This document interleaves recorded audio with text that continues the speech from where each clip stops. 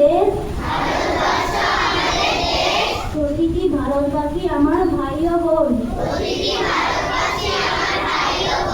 আমি আমার দেশকে ভালোবাসি ও দেশের ঐশ্বর্য